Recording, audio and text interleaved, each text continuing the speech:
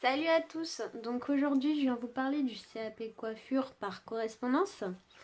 Du coup je vais vous parler de mon expérience, quel organisme j'ai choisi, comment s'est passé le jour J, quel organisme j'ai choisi. Donc j'ai pris le Centre européen de formation. Alors ce centre, du coup, une fois qu'on a signé et tout, donc on a plusieurs chapitres, donc on reçoit un classeur sur chaque chapitre, tout ça, par la poste. Donc on révise, on apprend tout ça. Et après on a une partie devoir. Donc on fait le devoir, bien sûr on triche pas quoi, sinon ça sert à rien. Après on les renvoie au centre européen, ils corrigent, ils nous le renvoient, tout ça. Donc si on a en dessous de 10, on doit le refaire. Si on a 10 ou plus, niveau suivi. Bon, donc ils nous appellent une fois par mois à peu près pour faire le bilan, comment ça s'est passé, tout ça. On choisit ensemble, par exemple tous les jours je travaille 1h30, donc à tel moment tu dois être rendu à tel endroit. Après si on a des questions ou qu'on a besoin de les avoir, on les appelle, il n'y a pas de problème quoi, ils nous répondent. Alors niveau prix, c'est assez cher, voilà. Après pour le matériel, on a une liste, eux sont avec Prodio. Donc après on se rend là-bas et puis on a des niveau des cours, ils sont tous complets. Je regarde par rapport, des fois je cherche sur internet un peu plus d'informations, tout ça. C'est vrai que ça se ressemble pas mal, hein. Les cours sont les stages, complets, donc c'est pas obligatoire. Mais bon, quand ils nous appellent, ils nous préviennent quand même que c'est mieux d'en faire pour apprendre. Parce que chez nous, on peut faire des erreurs, on n'est pas obligé de s'en rendre compte quoi. Et puis après, bah, c'est simple quoi. On a des DVD aussi, où par exemple la coupe femme, ils nous font voir, on applique, tatati, tout ça. Alors, voilà, on passe au jour J. Il faut arriver à peu près 1 heure avant. Je me suis fait avoir moi. Voilà. Donc moi j'ai commencé par exemple par l'écrit. Donc on arrive, carte d'identité avec notre convocation. On passe un par un, on la présente. Après on a des tables, on cherche notre numéro, on s'installe, voilà. Après comme un examen normal, ils nous donnent les feuilles, on attend, tout ça. Donc après ils nous marquent le temps qu'on a de telle heure à telle heure, voilà, on le passe. Quand on a fini, on retourne voir le prof, carte d'identité, après, convocation. Nous avons l'oral, donc la communication. Donc assez stressant. Pour ma part, je suis passée la première. Donc on arrive, il nous explique un peu ça c'est à tel endroit, tout ça, voilà. Et après, elle nous dit une qui est assise, c'est celle qui note. Et puis l'autre, elle fait la cliente. Donc voilà, donc le sujet, on le fait. Donc on accueille la cliente, elle nous donne son besoin. Donc on fait, voilà. Et surtout, n'oubliez pas la reformulation. Si vous l'oubliez, c'est la cata. Là, alors pour ma part, au début, ça s'est très bien passé. Et après, je sais plus le sujet que c'était. Donc j'assois la cliente. C'était j'arrive pas à me coiffer en rentrant chez moi, un truc comme ça. Et en fait, je sais pas ce qui s'est passé. Je suis partie dans un autre sujet en fait. Et en commençant à dire mon truc, je m'en suis rendu compte, mais voilà, c'était trop tard. Donc surtout, quand vous partez dans un truc, faut continuer. Parce que si vous arrêtez, que vous dites bah non c'est bon, j'ai dit n'importe quoi, saqué quoi. Donc voilà. Et du coup, pareil, du coup elle voyait que j'avais fait n'importe quoi, j'essayais de me rattraper et tout. Et en fait, on s'est rendu compte que plus tu te perdais dans ton truc, plus elle te rajoutait des questions. Donc voilà à peu près. Moi j'ai trouvé une fiche avec les 50 thèmes, avec 50 thèmes qui peuvent tomber à l'oral, donc si ça vous intéresse, voilà. Et du coup, après ces 15 minutes, donc on raccompagne la cliente, donc la jury, voilà, formule de politesse, tout ça, voilà. Après, on a ce qui est pratique. Donc c'est là que je vous dis, il faut arriver 1 heure avant. Donc moi je suis arrivée 30 minutes avant. Donc tout le monde était arrivé parce que voilà, moi je savais pas trop, je connaissais pas trop le lycée.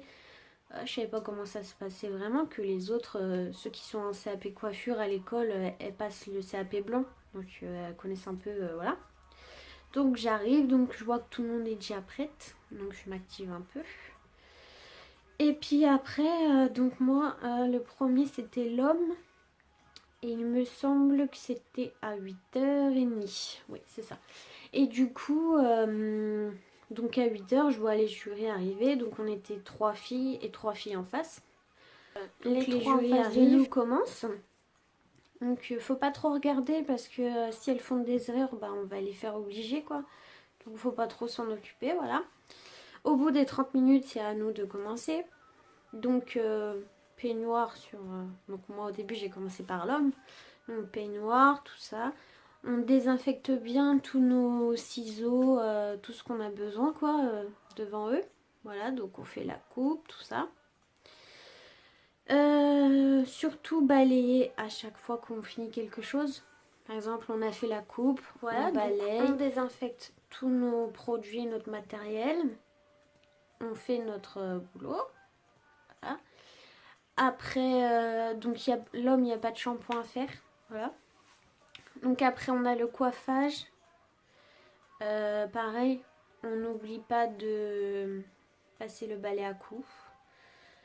On n'oublie pas de vérifier partout si on a bien coupé, si là c'est pareil que là. Pour la femme maintenant, donc moi je suis tombée sur la permanente. Voilà. Donc pareil, on prépare notre matériel, on installe notre cliente, on va dire, notre modèle. Voilà. Donc moi les bigoudis, je les ai préparés sur mon rangement. Voilà, parce qu'il faut emmener un tabouret, il faut emmener son rangement, j'ai perdu le nom. Voilà, donc il faut tout emmener en fait. Oui. Voilà, donc on prépare ça, on met de l'eau dans notre petit bol, on va dire, avec une éponge. Voilà, donc permanente, aucun produit, permanente à l'eau. Voilà. Donc on fait le shampoing. Voilà. On fait le massage. Il y en a pas mal qui l'oublient. On fait le massage, 2 minutes. On n'oublie pas de demander si l'eau n'est pas trop chaude. 3 cm minimum. Voilà. Donc pareil, on fait notre coupe. Tac, on vérifie. On balaye. On balaye surtout. Après, donc on passe au coiffage. Donc pareil, brushing, tout ça. Après on met produit de coiffage, ce qu'on veut.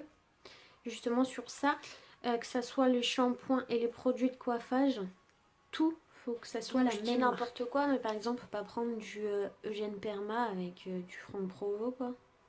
Hein, faut essayer de tout le temps avoir la même marque. Je pense que j'ai oublié des trucs, mais si j'ai oublié, vous me posez la question, je vous répondrai. En bas, il n'y a pas de souci. Alors, du coup, pour mon expérience, on va dire que j'ai eu confirmation. Parce qu'en fait, du coup, j'ai passé mon CAP et j'étais la seule, mais vraiment la seule en candidat libre. Donc déjà, j'ai eu ça. Ça m'a fait un peu flipper, quoi. Tout le monde se connaissait, toi, t'es tout seul, voilà. La preuve, à l'écrit, quand j'ai fini, on m'avait même... les jurys m'avaient oublié quoi. Voilà. Et du coup on m'a fait comprendre que ceux qui passent leur CAP coiffure, en tout cas en candidat libre par chez nous, hein, je sais pas si c'est partout pareil, mais il est saqué. Voilà. Parce que pour eux un CAP c'est en école, c'est pas comme ça en candidat libre, en correspondance quoi. Donc c'est pas très juste. J'ai aussi vu pour ma coupe homme. Du coup, voilà, j'avais pas trop... Je vais pas dire que c'était nickel, mais c'était correct, quoi. J'avais juste pas assez coupé... je crois que c'était 3 cm aussi. Je devais avoir coupé 2,5 peut-être. Pas assez, quoi. Et du coup, j'ai perdu des points bêtement, quoi. Et en fait, j'avais repéré... on repère quand même des personnes. Et il y a quelqu'un, son modèle est sorti avec des trous dans les cheveux. Hein. Et cette personne-là a eu son CAP parce qu'elle l'a passé à l'école. Tout au long de l'année, elle a eu des bonnes notes, tout ça.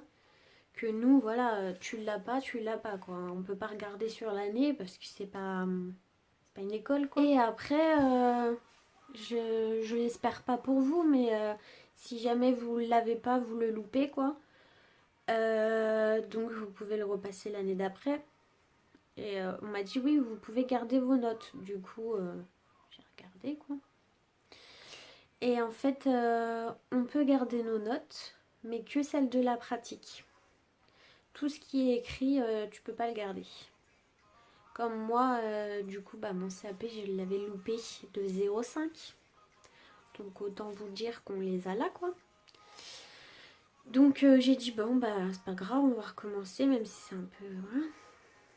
Et du coup, j'avais voulu garder mes notes comme la PSE, tout ça, j'avais eu 18 sur 20. Je dis, bah attends, comme ça je les repasse pas, je repasse que la pratique pour au moins avoir plus...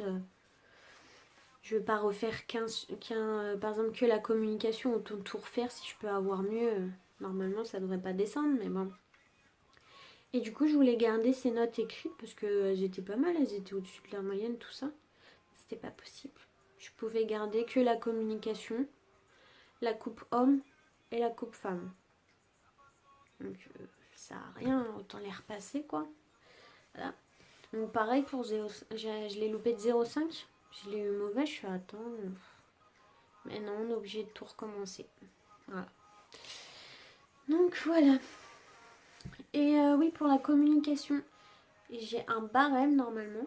Le barème communication. Si ça vous intéresse, vous me le dites et puis je vous le donnerai. Voilà. Donc j'espère que cette vidéo vous aura plu. Au moins que ça a aidé quelques personnes, même si je dois avoir oublié plusieurs choses. C'est pas grave. Du coup, bah, bon courage à toutes celles qui vont passer leur CAP en 2018. Puis je vous dis à la prochaine. Salut!